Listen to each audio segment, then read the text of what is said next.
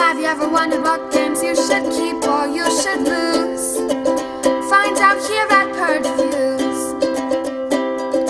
Have you ever wondered what games you should sell or you should use? Find out here at Purge Reviews.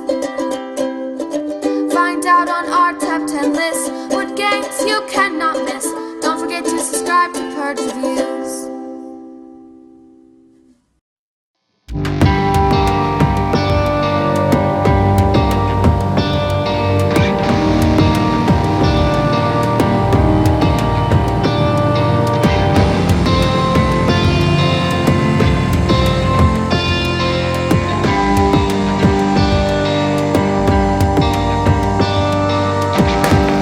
Mermaid Beach is a little card game from Game Right, and they make a big point 2 or 3 times inside this very small box that it was created by an 8-year-old. I'm not sure that's a selling point for me. The box is very glossy. Can you see that? It looks very neat. The mermaid cards are like that. They have that gloss on it, which you'll see in the components. I don't know. I felt like the rules were amiss. I felt like the game is fairly random.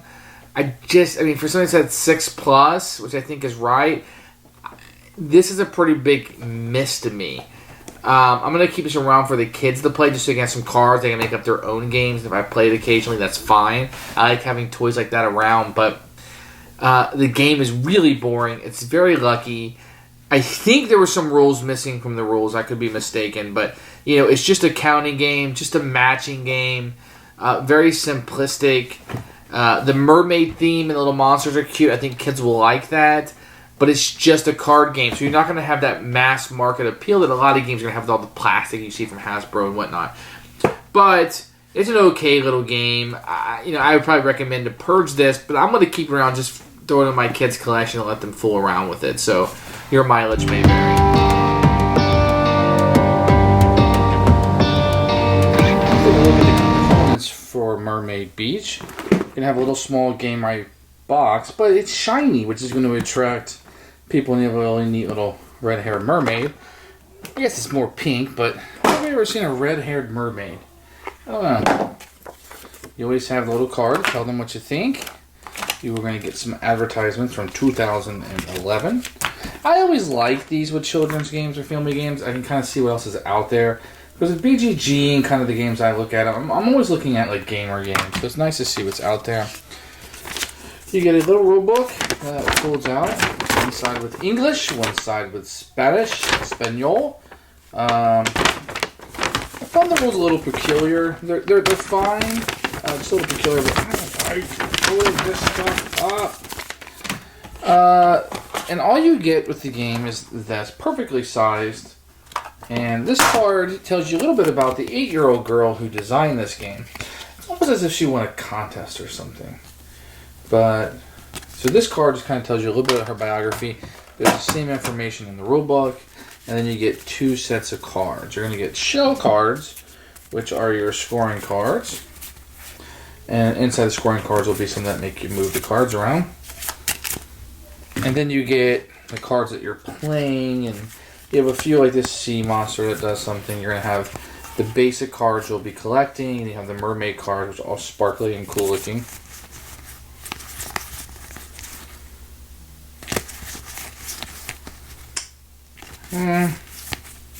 Just your basic little set of cards here. So everything is good. I like the quality of the cards quite a bit, actually. I want to say sometimes the Game Right, I don't like the quality, but this time I actually do like it quite a bit. It does a good job. The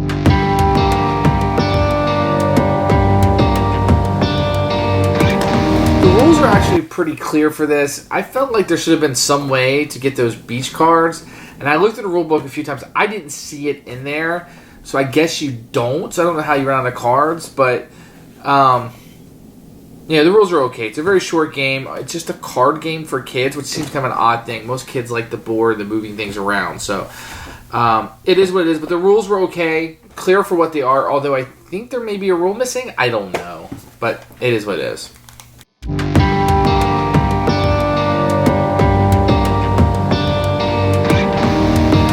This game is pretty simple to play. Everybody's going to get 5 of these cards to start a hand. 1, 2, 3, 4, 5. And you can do a few things on your turn. First thing you can do is play. Let me just show you what they look like. You can play a merman card. You play this down. If you happen to have one in your hand, you play it down. You get to pick up a shell card. Now, some of the shell cards will let you or make you pass cards. This is a good way to get rid of cards you don't want in your hand. But the majority of them are just going to score points, and the points are just kind of listed there on them. So, fairly easy to understand and to score. The other thing you can do is there's some mean mermaid cards in here. I guess I should just show you all the cards. This allows you to steal a card from somebody else.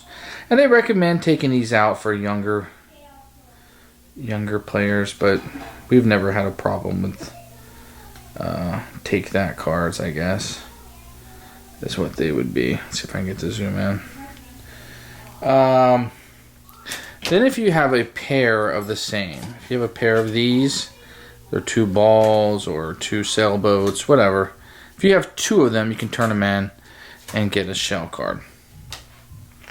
You can also go fish. You can ask somebody, hey, do you have a ball? I need one. If they do, they must give it to you. So that's right out of Go Fish. You have some sneaker waves that are in here. Some wave cards. Where are they at?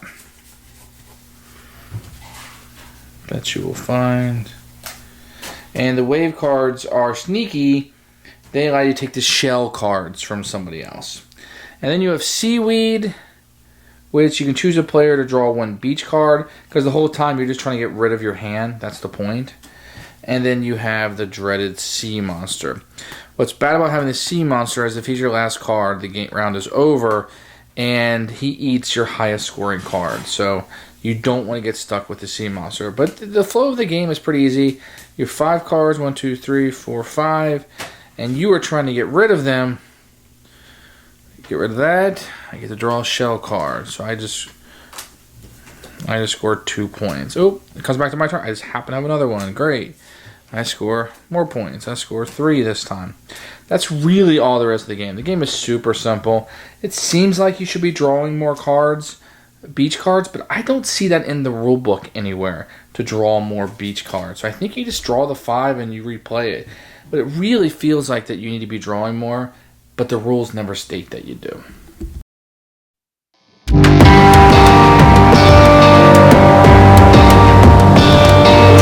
Mermaid Beach. I think little girls like this. Obviously, they're going with the pink hair and the fluffiness, and I think they'll like it. You know, if you have a boy who really likes traditional girly stuff, so be it. I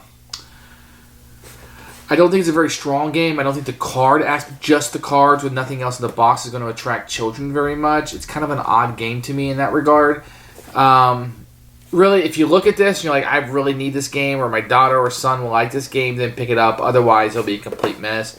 It would be a Purge for me, but I'm going to keep it around just to throw it in the kids' collection. They can lose the cards and play with them, and they like to make up games. So this might not be a bad one just as a thing. But as for the game itself, it would be a Purge for me, and I don't really recommend it.